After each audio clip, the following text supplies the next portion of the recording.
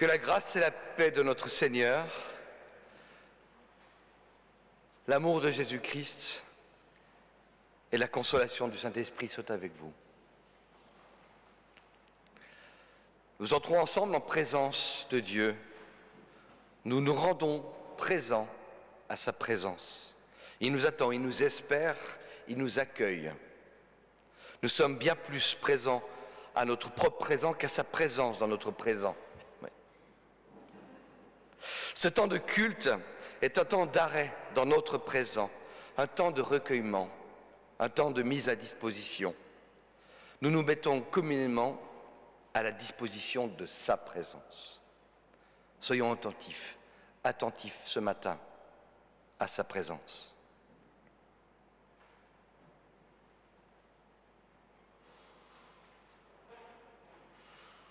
Nous vaquons toute la semaine à nos occupations en nous efforçant de vivre le mieux possible notre foi, en cohérence avec notre foi.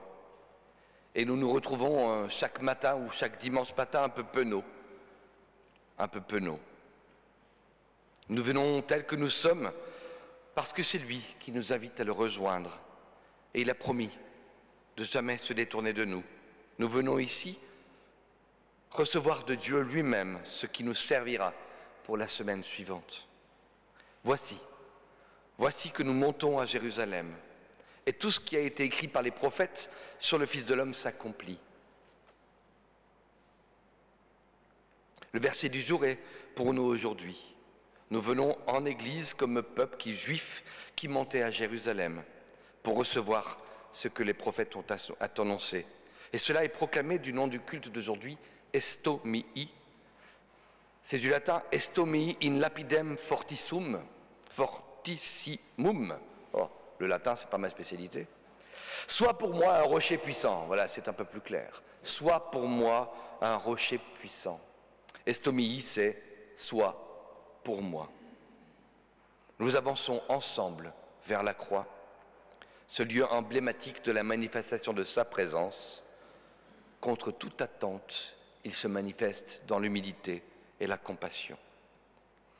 Alors avant d'antiphonner le psaume 31 du jour, je propose de prendre le cantique 46, le psaume 46, qui est très proche du psaume 31. Dieu est pour nous la forteresse et le refuge dans la détresse.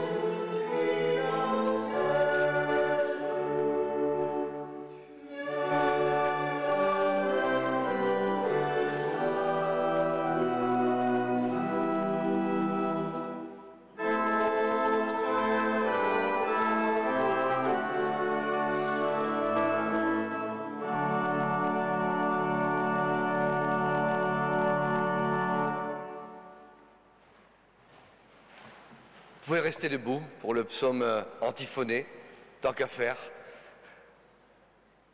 Donc comme d'habitude, je lis les premières phrases, je vous propose de lire ensemble les phrases en gras. Seigneur, c'est en toi que je trouve refuge, ne me laisse jamais déçu. Toi qui es juste, mets-moi en lieu sûr. Tends vers moi une oreille attentive et viens vite me délivrer. Sois pour moi un rocher fortifié, une forteresse où je trouve le salut. Oui, tu es bien mon rocher fortifié, par fidélité à toi-même. Sois mon guide et mon berger. Fais-moi échapper au piège qu'on m'a tenu, car c'est toi qui es ma sécurité. Je me remets entre tes mains, Seigneur, toi qui m'as délivré, Dieu fidèle. Je veux crier ma joie pour ta bonté, car tu as vu mon malheur. Tu as reconnu ma détresse. Tu ne m'as pas livré aux mains de l'ennemi, tu m'as remis sur pied. Tu m'as rendu la liberté. À tout moment, ma vie est entre tes mains. Arrache-moi aux griffes de mes ennemis, de mes persécuteurs. Fais briller sur tout ton serviteur la lumière de ta face. Dans ta bonté, sauve-moi. Gloire soit au Père, gloire au Fils, gloire au Saint-Esprit. Merci.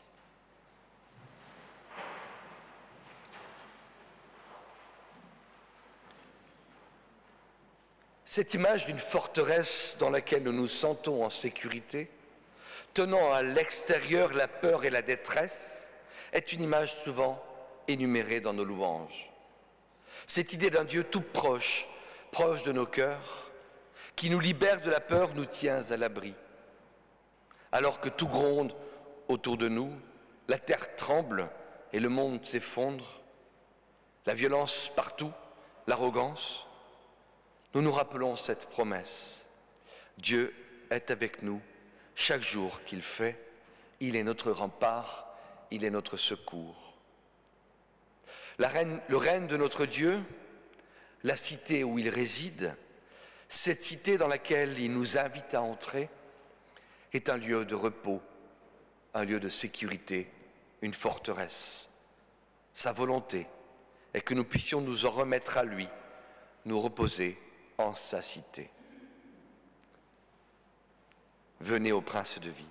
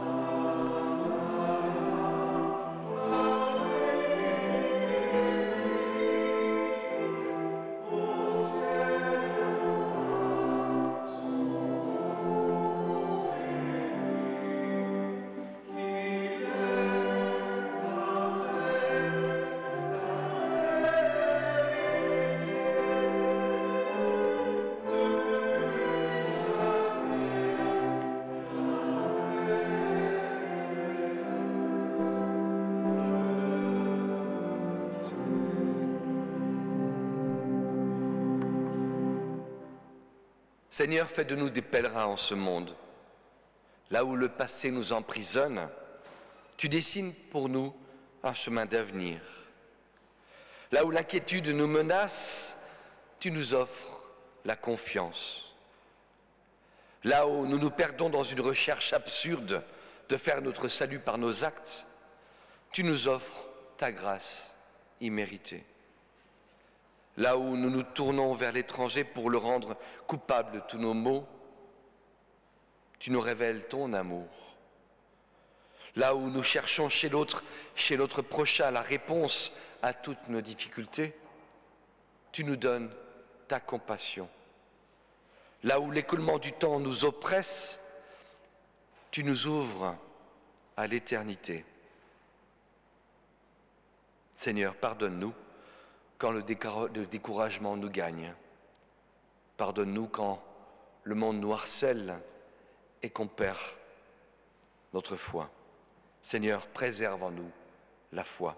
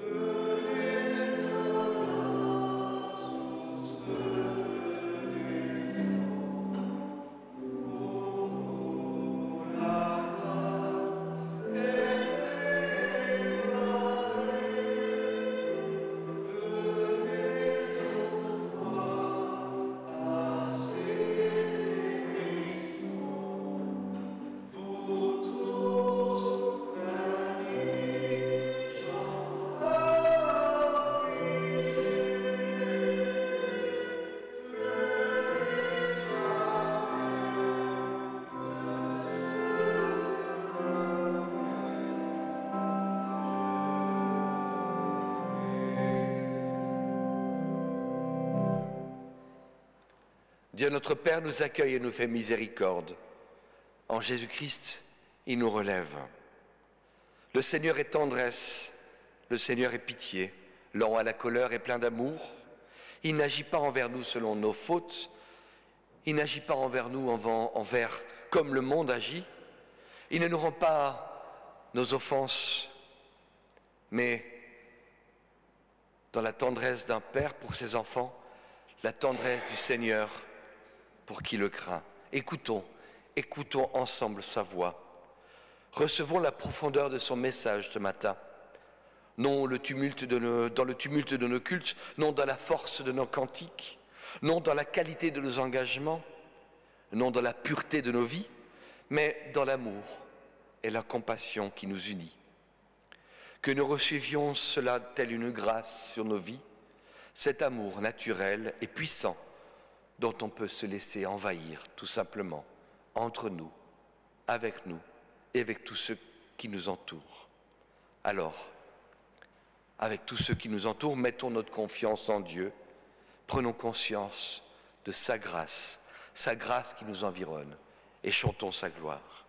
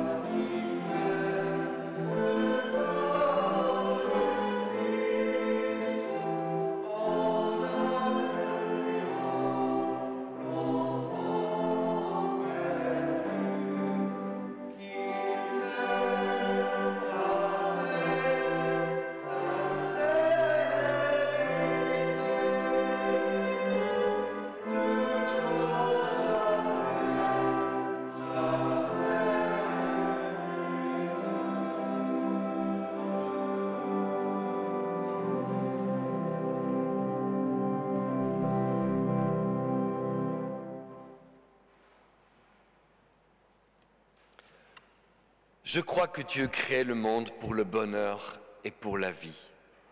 Je crois en l'unique Dieu d'amour. Je crois qu'il a créé l'homme non seulement pour l'amour, mais dans l'amour, et que l'homme ne sera véritablement humain que s'il vit dans et de cet amour.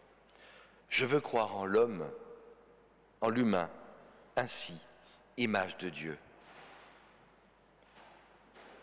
Je crois que pour atteindre les humains, la parole de Dieu s'est faite chair en Jésus-Christ. Je crois en Jésus-Christ, lui, la parfaite image de Dieu, le lieu de sa présence. Je crois que sous l'action de son esprit, tout homme peut recevoir l'évangile de Jésus-Christ comme parole de Dieu qui console, comme parole de Dieu qui libère, qui insuffle joie et ardeur et permet de se tourner vers autrui. Je crois en l'Esprit, Esprit souffle de Dieu. Malgré mes limites et mes doutes, je peux croire que Dieu est avec nous, avec moi dans la vie, avec moi dans la mort, dans la vie et dans la vie après la mort. Je crois qu'il fait toutes choses nouvelles. Tu aimeras, ô bon berger, tu nous aimeras.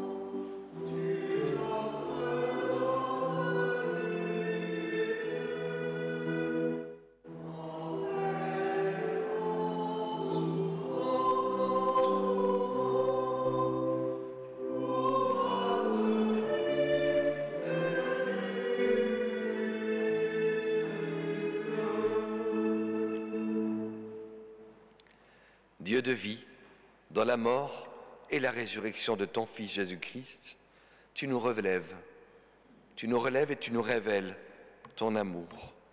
Ouvre nos yeux afin que nous reconnaissions ton amour et le mystère de ta passion et que nous la suivions humblement. Avant d'ouvrir les Écritures, permets-nous que nous puissions recevoir ton esprit qui a inspiré les auteurs dans leur fragilité bien humaine. Seigneur, permets-nous d'être sensibles à l'esprit qui règne dans les Écritures, sensibles à l'esprit et non à la lettre, afin de croître à sa ressemblance. Par Jésus-Christ, ton Fils, notre Seigneur, qui vit et qui règne avec toi, Père et Saint-Esprit, un seul Dieu pour les siècles des siècles. Amen.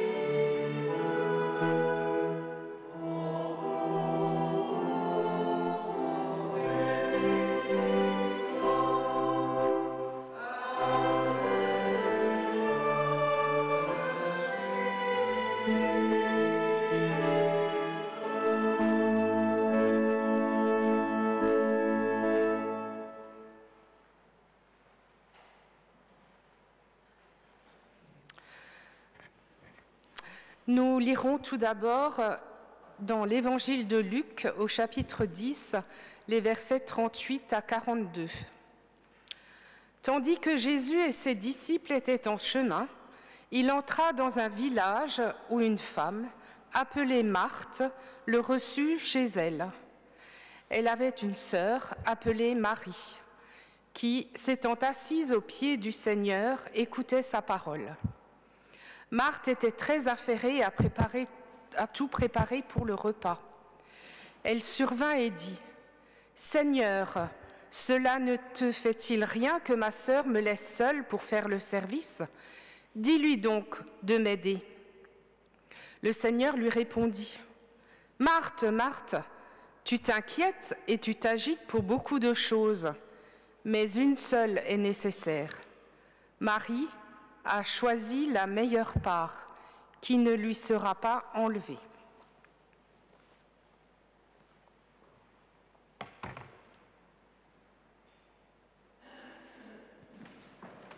Chose particulière, nous avons commencé par le texte de l'Évangile, qui est le texte normalement de la prédication.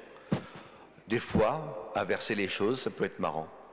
En fait, j'ai trouvé que le déroulement m'avait amené à une autre réflexion.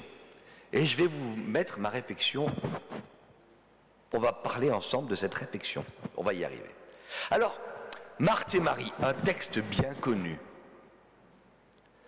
qui partage le monde en deux, entre les Marthes et les Maries. Les Marthes, agitées, et les Maries. Marie et Marie, rieux, hein, pas les Maries. Calme et tranquille. Alors, question, qui se sent plus proche de Marthe et qui se sent plus proche de Marie? Alors je vais vous demander d'aller au bout du dé. Les Marthes, puisqu'elles sont agitées, je vais vous proposer de vous lever sur votre place. Qui se sent plus proche d'une Marthe? Nous avons des Marthes parmi nous. Donc des personnes qui se sentent plutôt agitées, actives et qui ont besoin d'agir. Bienvenue les Marthes, restez là debout les Marthes. Et nous avons les Maries qui sont restées assises ou assis. Et toi tu te mets assis par terre, c'est ça?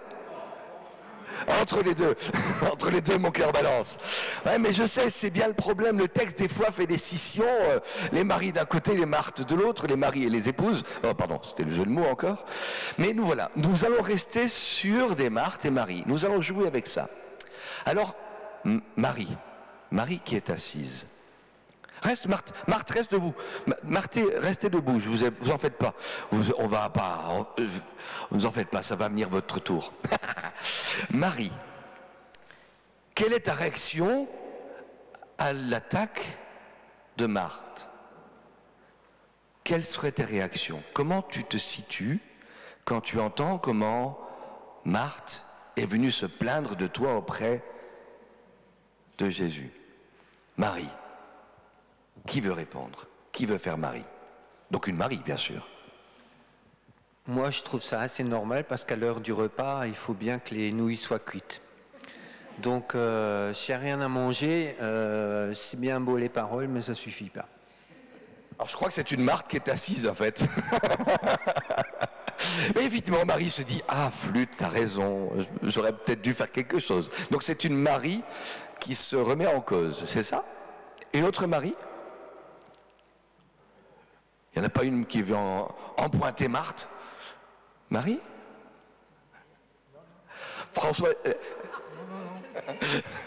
il se fait discret. Alors il y a une Marie qui veut parler? Marie. Ben, moi je me serais sentie coupable aussi. J'aurais dit oui c'est vrai, j'aurais dû aider ma sœur. Mais Jésus il n'a pas laissé le temps à Marie de répondre, il a tout de suite pris la parole. Encore une Marie qui se sent coupable. Marie, tu ne te sens pas coupable? Ni coupable d'être Marthe, ni coupable d'être Marie. Je pense que je suis les deux et je l'assume, voilà. Donc, qu'est-ce que tu réponds à Marthe alors? Que chacun a sa place à un moment donné. Des fois je suis Marthe et quand je suis Marthe, ben voilà, je suis Marthe. Mais si à ce moment-là je suis Marie, eh ben je suis Marie, voilà. Merci Marthe et Marie. Une autre Marie? Marie est tranquille, hein, elle se sent coupable. Elle se dit ok, t'as raison. Maintenant Marthe, comment réagit à tout ça? Quelle est ta réaction Marthe? Qu'est-ce que tu as envie de dire à Marie? Bouge-toi. Bouge-toi. Bouge-toi. Oh pardon. Je l'ai dit un peu plus fort que... Marie, bouge-toi. Une autre Marthe?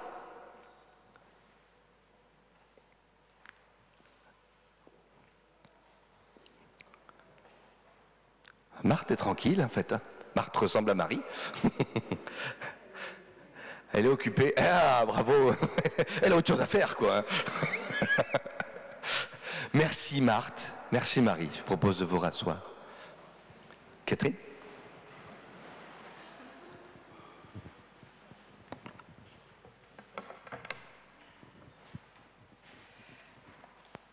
Dans la première épître aux Corinthiens, au chapitre 13, nous lisons les versets 1 à 13.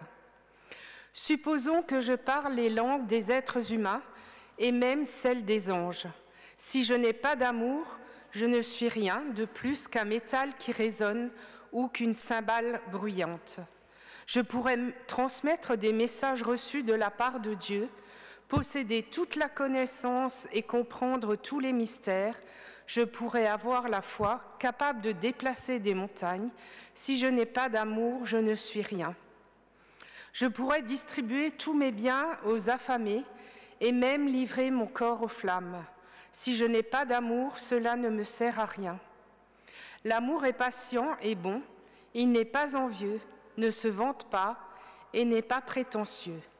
L'amour ne fait rien de honteux, n'est pas égoïste, ne s'irrite pas et n'éprouve pas de rancune.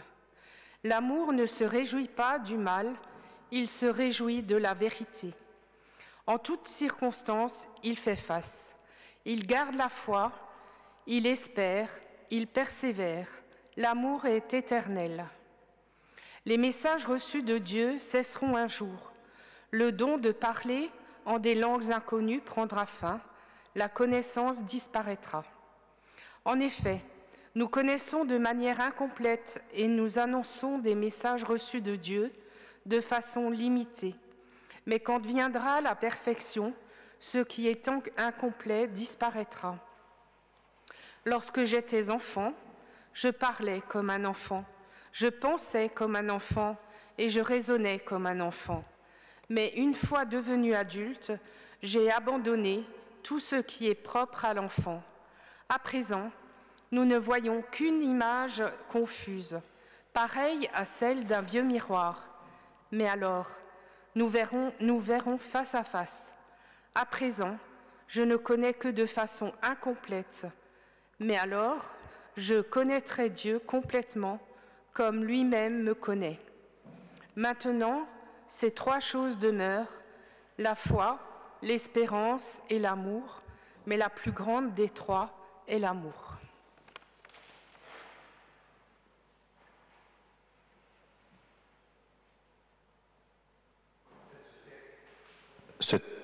Ce texte nous laisse un peu sans voix. En réponse à ce conflit Marthe et Marie, qu'entendez-vous? J'ai envie de vous questionner encore. Comment recevez-vous cet hommage à l'amour après le texte de Marthe et Marie? Comment il vient résonner? Comment il vient répondre en vous?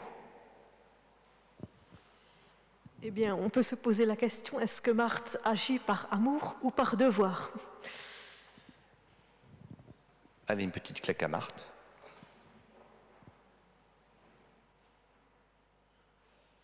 Je vous écoute.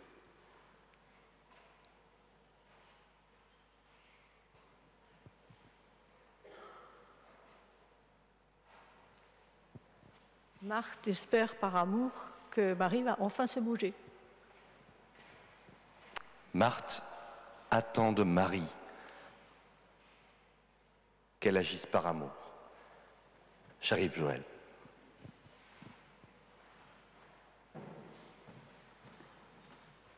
Alors, je pense que Marthe privilégie les actes et Marie l'étude. Donc, les actes, la foi, l'amour, sans les actes, ça n'a pas de sens.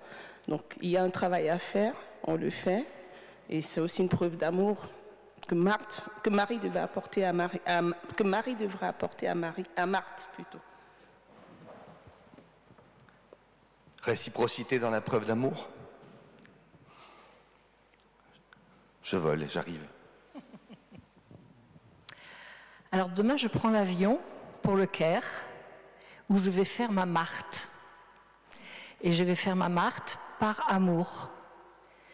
Sauf que je ne peux le faire correctement que si j'ai été Marie, au pied de Jésus, à recevoir de lui cet amour-là pour le redonner. Donc Marthe et Marie. Honnêtement, ça mérite un applaudissement.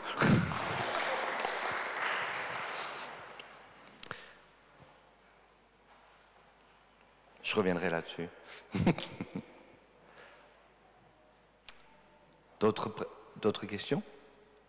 D'autres remarques? Remarques ou remaries?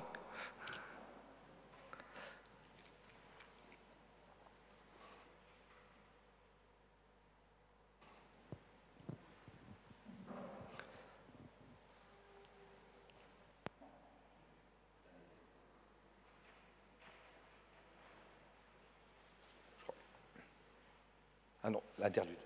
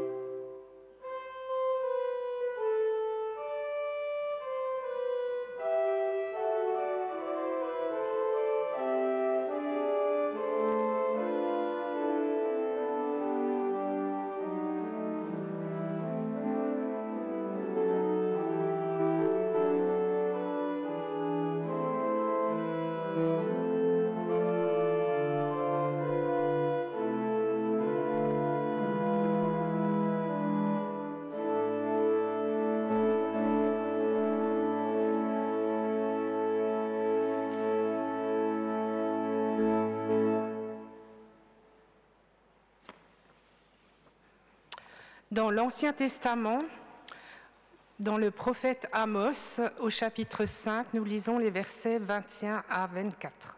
« Je déteste vos fêtes, je ne veux plus les voir, dit le Seigneur. Je ne peux plus sentir vos assemblées solennelles, ni les sacrifices complets que vous venez me présenter. Je n'éprouve aucun plaisir à vos offrandes de grains. Je ne regarde même pas les veaux gras que vous m'offrez en sacrifice de paix. Éloignez de moi le vacarme de vos cantiques. Je ne veux plus entendre le son de vos harpes. Que le droit jaillisse comme une source, que la justice coule comme un torrent intarissable. »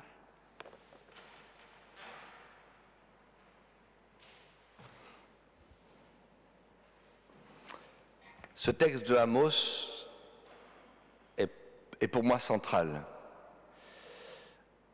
Il a renversé complètement mon existence il y a une quinzaine d'années maintenant. J'avais envie de vous le partager. J'étais ultra actif dans la louange, derrière une guitare électrique, fond avec du son, gros son. J'ai même baladé un peu partout en France pour animer des temps de louange. Et un jour, j'ai étudié Amos. J'ai pleuré pendant des heures. L'émotion est encore là. Je me suis senti complètement à côté. Complètement paumé, comme une Marthe à qui Jésus lui dit « Tu te trompes ». J'étais très actif dans la communauté, j'étais sur tous les fronts, de la louange à l'enfance, en passant par les jeunes. Et il y a eu une véritable rupture, un stop, un mur. Tout s'est arrêté, une rupture soudaine, un profond, profond manque de sens. J'ai abandonné ma guitare, je la reprends rarement maintenant, des fois un peu avec les jeunes, peut-être un jour ici, ça viendra. J'ai réduit mon engagement partout, stoppé mon ascension professionnelle même. J'étais destiné à une belle carrière de manager commercial, de directeur commercial. J'ai stoppé un projet où c'était un rêve pour moi, et tout s'est arrêté. Un besoin profond d'engagement et de profondeur. Un engagement pour le droit et la justice. Et j'ai besoin de comprendre mieux les Écritures, comprendre mieux pourquoi, qu'est-ce que je fous là, à quoi ça sert. Ce qui m'a amené sur les bancs de la fac. Ce qui m'a amené sur le banc de la fac et tout doucement même jusqu'ici, devant vous. Besoin de cohérence entre ce que me disent les Écritures et ce que je vis. Besoin de cohérence entre ce qui est encouragé, induit par les Écritures et ma pratique de vie. Quelle louange, quelle vie et quelle action plaît à Dieu. Quel culte rendre.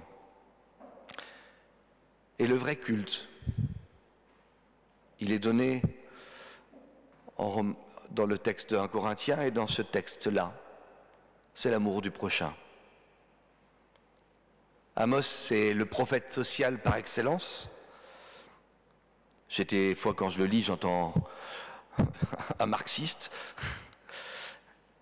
mais qui a un objectif différent, non pas un objectif de société différente, mais un objectif d'un règne où le roi et l'objectif est différent. Un règne où celui qui compte, c'est le Dieu d'amour, le Dieu patient, le Dieu bon, où on ne s'envie pas, où on ne se vante pas, où l'orgueil disparaît, où on ne fait plus rien de honteux.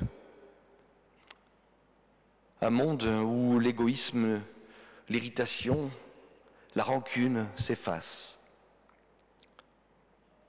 Et je me suis dit, quel père pourrait aimer que, comme ça, tout le temps, on vienne lui flatter, lui dire « Oh, que t'es beau, que t'es beau !» Alors que la croissance de l'enfant n'est pas au rendez-vous. Je dis souvent, on regarde Dieu comme un père dysfonctionnel. Je ne connais aucun père qui aimerait que l'on le flatte ainsi, du matin au soir. Ce qu'attend un père pour ses enfants, c'est une croissance. Croissance en stabilité, en sagesse, en disponibilité, et qu'il aime ceux qui sont autour d'eux. Alors je vois Dieu maintenant comme un père aimant, oui, mais qui se met au service de ses enfants, qui espère l'autonomie de ses enfants, qui accepte de s'effacer pour ses enfants, qui accepte de mourir pour ses enfants. Une déclaration d'amour absolue. Et c'est à ce Père que je veux me rendre disciple. Alors si quelqu'un veut me suivre, comme dit le texte, qu'il se renie lui-même, qu'il se charge de sa croix et qu'il me suive. Alors qu'est-ce que c'est la croix? Pour moi, la croix, c'est justement l'autre. L'autre, non pas comme un problème, mais comme celui que je mets avant moi. L'autre avant soi. L'autre par amour qui prend toute place, qui prend toute importance.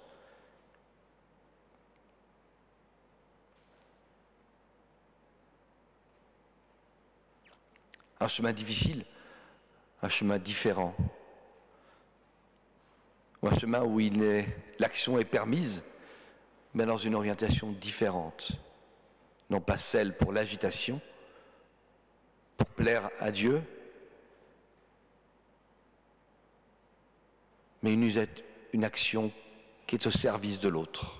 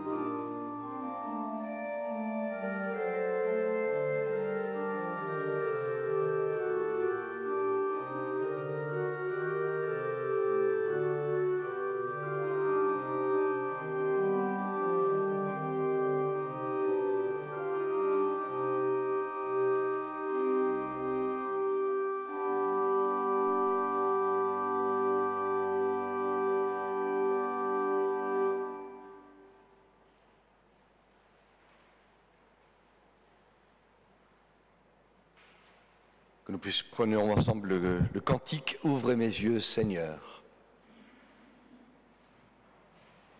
Je crois qu'on peut se lever.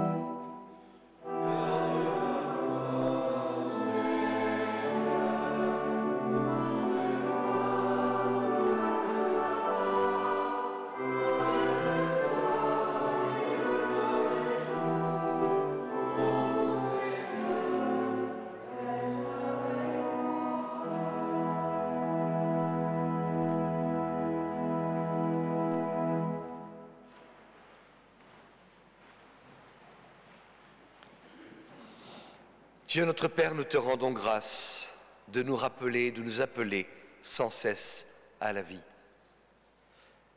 Dieu notre Père, nous te rendons grâce de nous offrir quotidiennement une nouvelle chance pour nos vies.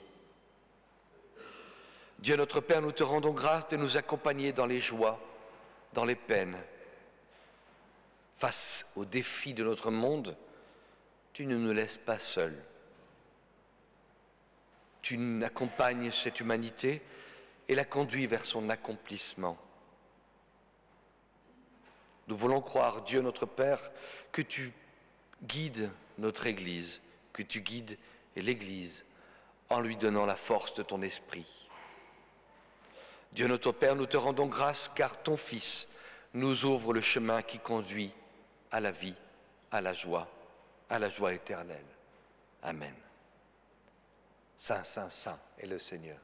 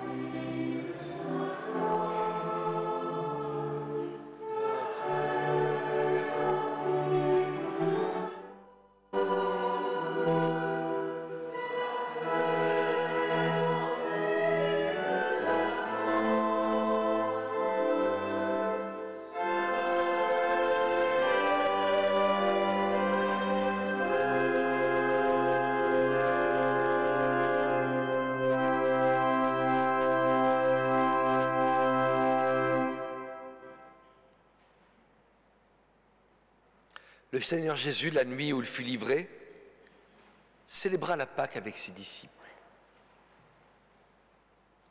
Il prit du pain et après avoir rendu grâce, le rompit et le donna à ses disciples en disant « Prenez-en, prenez et mangez, ceci est mon corps donné pour vous. Vous ferez cela en mémoire de moi. » De même, il prit une coupe et après avoir rendu grâce, la donna à ses disciples en disant « Buvez-en tous, car ceci est la coupe de mon sang, le sang de l'alliance nouvelle et éternelle, versé pour vous et pour la rémission de vos péchés. Vous ferez cela en mémoire de moi. Je vous le déclare, je ne boirai plus jamais de ce fruit de la vigne jusqu'au jour où je le boirai à nouveau avec vous dans le royaume des cieux. Père très saint, tu as tellement aimé le monde, tu as tellement aimé l'humanité, que tu as envoyé ton Fils pour qu'il soit notre Sauveur et notre Maître. Il a vécu notre condition humaine sans être séparé de toi. Et il a annoncé la bonne nouvelle de ton salut, la bonne nouvelle de ton règne, aux plus démunis, aux pauvres, aux miséricordieux, aux captifs. Aux captifs, il a rendu la délivrance. Et à tous les affligés, il a donné la joie. Seigneur, que pour que s'accomplisse ce dessein de ton amour, il a accepté de mourir sur la croix. Et par sa résurrection, il a détruit la mort et renouvelé la vie.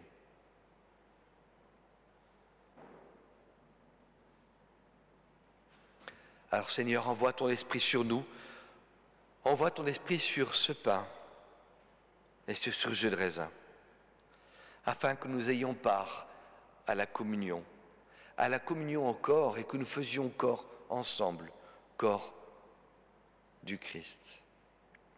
Et que cette communion nous partage, nous transforme nos vies à la ressemblance de ton Fils. Et nous donne la joie et la paix de ton royaume. Alors par le Christ, avec lui, et en lui, en nous, par cette communion, à toi, Père Tout-Puissant, pour l'unité du Saint-Esprit, et tout l'honneur et toute la gloire, leur soit rendue pour les siècles des siècles. Alors, unissons-nous pour nous nourrir de ce corps qui nous manifeste l'unité, la joie et la paix. Alors, heureux sont les invités au repas du Seigneur. Venez, voyez, écoutez combien le Seigneur est bon. Venez, venez car tout est prêt.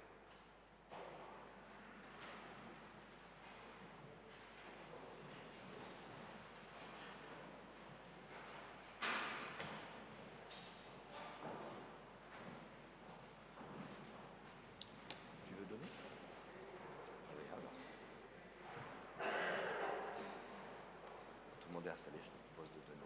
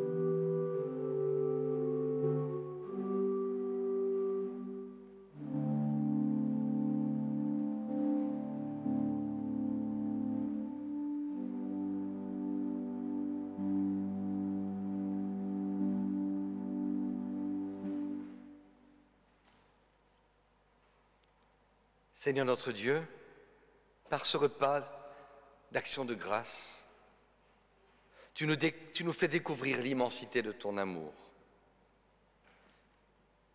Que cette communion ravive en nous le désir de vivre, de chercher et d'entrer dans ton royaume, de vivre dans le droit et de vivre dans la justice.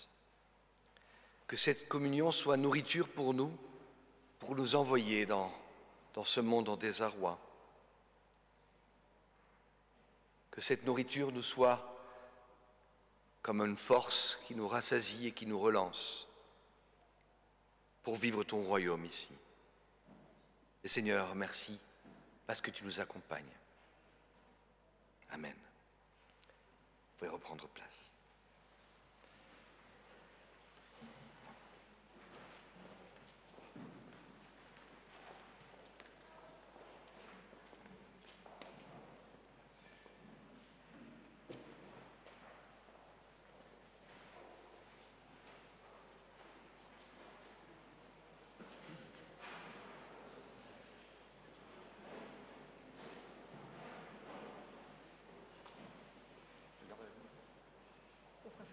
À ton avis?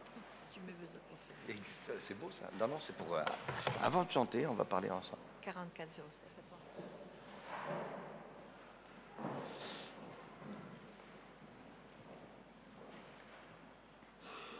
Alors on a entendu qu'on avait une Marthe parmi nous qui est aussi Marie. Et avant de partir, je trouvais que c'était intéressant que tu nous parles un peu de ce que tu allais vivre et où là on t'en est, Oui. et qu'on puisse partir déjà. avec toi. Ah mais non, mais je crois qu'on a toujours envie de l'entendre. Enfin moi en tout cas. Bon, comme vous le savez, je vais travailler 2 fois 3 mois par an au Caire, dans un foyer qui s'appelle le foyer Fowler et qui héberge des jeunes filles de 4 à 18 ans, des jeunes filles qui sont soit orphelines, soit en situation de difficulté sociale. Le père ou la mère est hospitalisé, ou bien a perdu son travail et il n'y a pas d'argent du tout, ou bien est en prison, voilà, des choses comme ça. La plupart arrivent de Haute-Égypte. La Haute-Égypte est encore une région où le sectarisme est assez virulent, donc les chrétiens ne sont pas très bien acceptés, les filles encore moins. Donc quand on est une fille chrétienne, ça pose des problèmes et des fois elles ont besoin de fuir. Et ça arrive régulièrement qu'au foyer, il y ait 4 filles de la même famille qui se trouvent dans le foyer. Voilà. Donc moi, je vais les aider après l'école. Elles sont pour la plupart dans des écoles françaises et je vais les aider à travailler scolairement après leur école, donc tous les après-midi. Et je fais ça octobre, novembre, décembre, et puis ensuite je fais ça mars, avril, mai, pour les préparer chaque fois à leurs examens. Le fait d'être dans une école en français leur permet d'accéder à un statut social différent du leur, dans la mesure où le français est la langue de la culture, et donc les milieux sociaux qui parlent français sont déjà des milieux sociaux un peu plus élevés, et ça leur permet aussi de trouver du travail plus facilement. Voilà, c'est ça que je vais faire.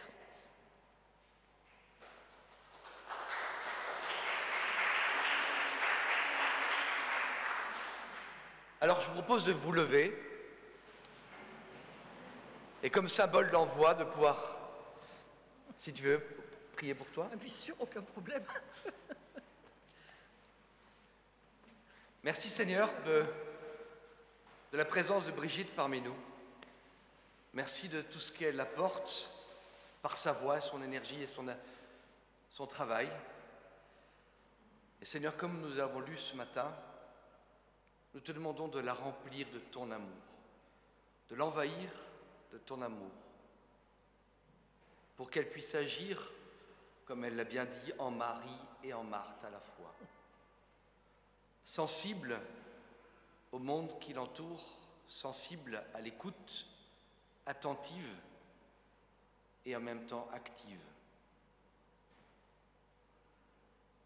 Sans culpabilisation de Marthe sur Marie ou de Marie sur Marthe, que l'une et l'autre puissent agir communément dans ton amour. Donne-lui cette force et cette simplicité de vie qui vient de toi. Amen.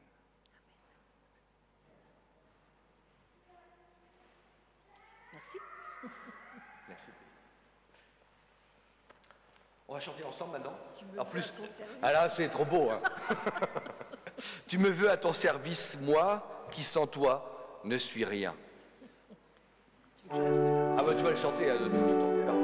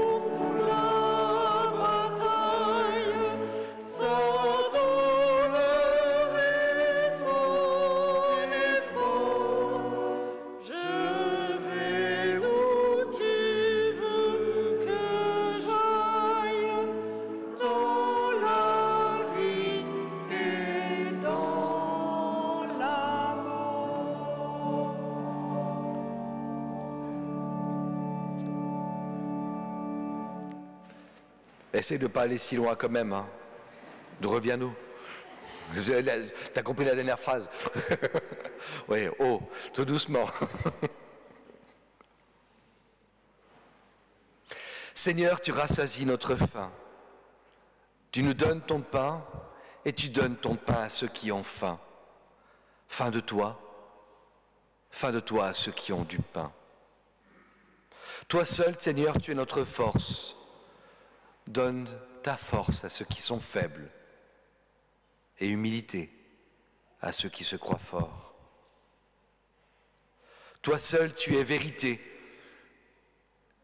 Donne foi à ceux qui doutent et donne le doute à ceux qui croient te posséder.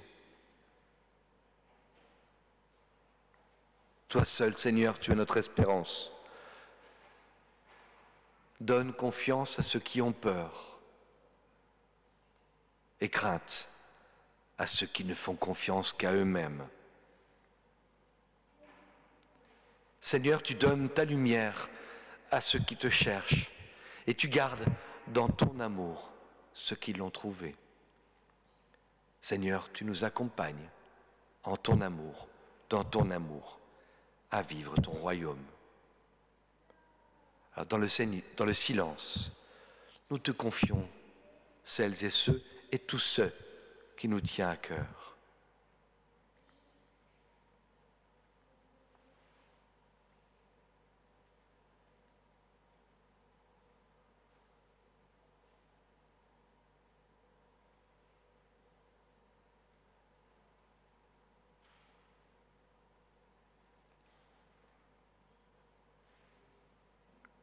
Seigneur, tu accueilles nos prières, tu accueilles les prières de nos cœurs, et tu accueilles nos désirs les plus cachés, nos attentes. Et Seigneur, tu les bénis et tu nous bénis, ici et maintenant. Amen. Et c'est ensemble que nous pouvons unir nos voix en communion. Notre Père, qui es aux cieux, que ton nom soit sanctifié. Que ton règne vienne, que ta volonté soit faite sur la terre comme au ciel. Donne-nous aujourd'hui notre pain de ce jour. Pardonne-nous nos offenses comme nous pardonnons aussi à ceux qui nous ont offensés. Et ne nous laisse pas entrer en tentation, mais délivre-nous du mal, car c'est à toi qu'appartiennent le règne, la puissance et la gloire pour les siècles des siècles. Amen. Voilà venu le temps de nos offrandes. Geste de retour à tout ce qu'il nous a offert.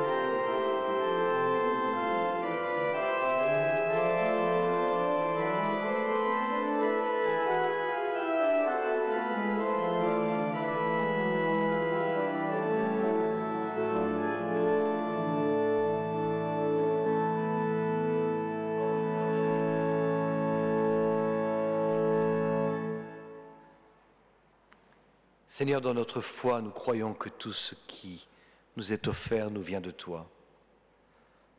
Dans notre croyance, nous pensons que c'est un juste retour, que cette offrande. Seigneur, donne-nous de pouvoir l'utiliser avec sagesse et selon ta volonté. Inspire et accompagne chacun pour l'utilisation de cette offrande, pour le service de l'Église et du monde. Que notre offrande contribue à la croissance de ton Église. Amen. Venu le temps des annonces, les cultes prochains, je vous propose une nouvelle présentation qui va être utilisée pour essayer d'agrémenter ce temps d'annonce. Donc là, les cultes avec les thèmes de chacun des cultes prochains. Et jusqu'au prochain où il y aura effectivement au début avril la Sainte Seine. Ensuite, la partie études bibliques. Donc les 3 études qui ont dans cette semaine, donc qui ont dans notre dynamique mulhousienne. Donc le 3 mars, ce sera à Ilzac. Le 13 mars à Terre-Nouvelle et le 17 mars à Dornac. Ma foi, pourquoi pas? 2 sujets sympathiques. La prochaine, c'est l'injustice divine. Je me réjouis de vivre ça avec l'équipe, le 12 mars. Et le 26, tous idolâtres. Oh là. On avance. Catéchisme. Alors, vous voyez le flyer pour la sortie qui aura lieu du 6 au 10. Et la semaine prochaine, nous ferons avec les jeunes une visite du Mulhouse protestant. J'ai bientôt lu pas mal de bouquins là-dessus pour leur faire découvrir le protestantisme mulhousien, l'histoire du protestantisme mulhousien. Et à 13h, les parents sont invités à venir à la rue de la synagogue, donc à la maison du protestantisme, pour présenter le projet d'avril, pour discuter de ce séjour. Et ensuite, vous verrez donc le prochain culte le 23 mars à Ilzac. Les jeunes seront donc à Ilzac le 23 et le prochain séjour qui a lieu donc effectivement début avril. On avance. Cette semaine, la conférence Sacrée Femme. Il faut s'inscrire, mais je vous y encourage, si vous ne l'avez pas encore fait, s'il y a encore des places. 4 femmes dont une qu'on connaît bien, Céline Sauvage, Annick Suller-Blenner, Anan Blamoury et Janine Elkoubi. Une conférence dont on se réjouit d'écouter cette semaine, donc le 6 mars. Et le jour d'avant, je crois, la conférence suivante, alors le 7 mars, le lendemain, vous êtes invité à Dornac pour la journée mondiale de prière. Et ensuite, le 18 mars, on annonce tout de suite l'accueil inclusif à Saint-Martin, ici même. Et ensuite, les conseils, parce qu'il y a plusieurs conseils dans le mois de mars. Le 5 mars, cette semaine, le conseil paroissial de Saint-Jean, qui se rassemble à Terre-Nouvelle, je le rappelle en passant. Terre-Nouvelle qui se rassemble aussi le 10 mars. Le conseil commun, c'est pas le 5 mars, il y a une erreur. Tu vois, je l'ai faite. Il me dit, quelle sera l'erreur des annonces aujourd'hui? J'ai dit, non, c'est bien fait, j'ai travaillé. Mais ça doit être le 15 mars, je crois. Ou le 5 avril, peut-être. Je ne sais plus. Est-ce que vous savez, quelqu'un peut m'aider? On va corriger ça. Et le 30 avril, le prochain, donc conseil presbytéral de Mulhouse. Voilà pour les annonces. En passant pour les annonces, donc la conférence cette semaine aussi. Donc c'est une semaine de conférence avec James Woody. Au centre Téléa de Chardin, mardi à 20h. Et c'est 27 mars. 27 mars. C'est noté, merci. Et dernière photo, c'est la semaine prochaine. Non, oui, c'est ça, la semaine prochaine. Les East Slider Trombone Quartet. Tu m'as dit que c'était plutôt jazz, c'est ça? Oui, c'est ça, c'est sur le week-end. 8 et 9. Il y a de quoi faire.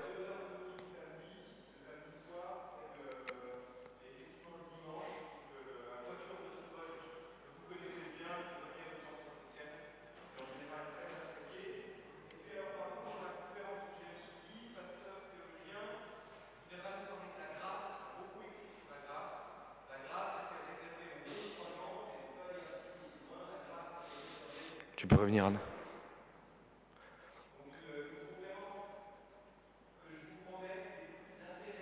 La grâce pour tous.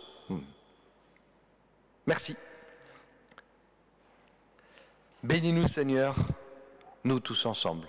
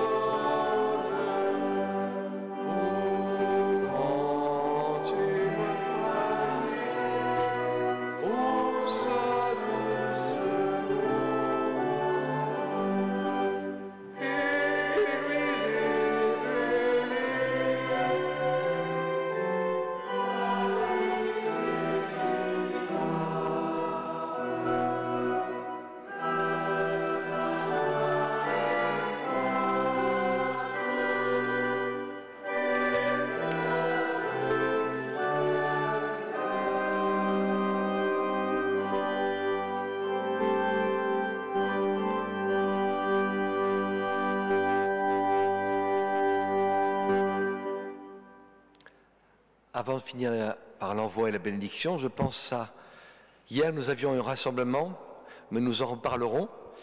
Mais j'avais le texte qui avait été lu par Richard Gossin hier après-midi sur le parcours de reconnaissance et une réflexion sur l'Église, la paroisse dynamique mulhousienne. C'était le projet d'hier, de nous rassembler pour réfléchir ensemble au projet de paroisse dynamique mulhousienne.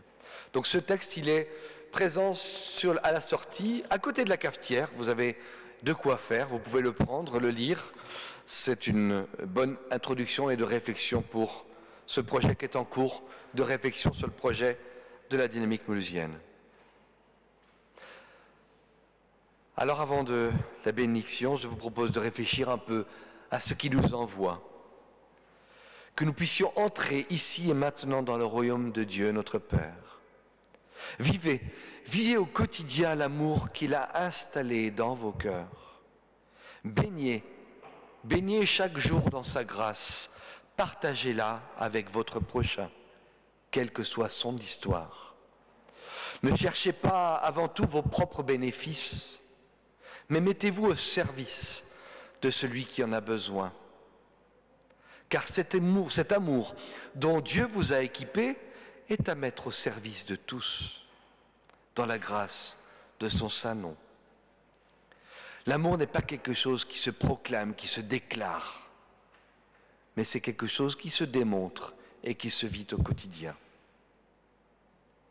Alors que le Seigneur te bénisse et te garde, que le Seigneur fasse briller sur toi son visage, que le Seigneur t'accorde sa grâce, qu'il te remplisse de son amour, qu'il te remplisse jusqu'à en déborder, et qu'il tourne vers toi son visage et te donne sa paix. Amen.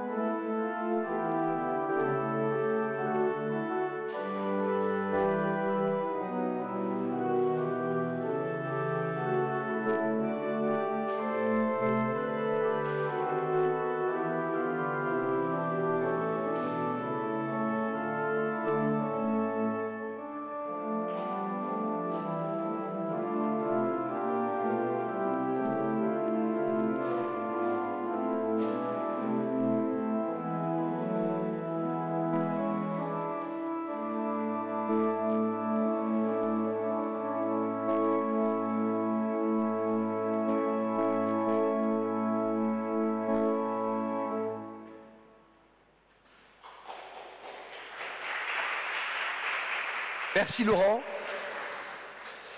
Bon dimanche à vous. L'apéritif vous attend et un repas communautaire. Tout le monde est bienvenu, forcément. Ça va sans dire.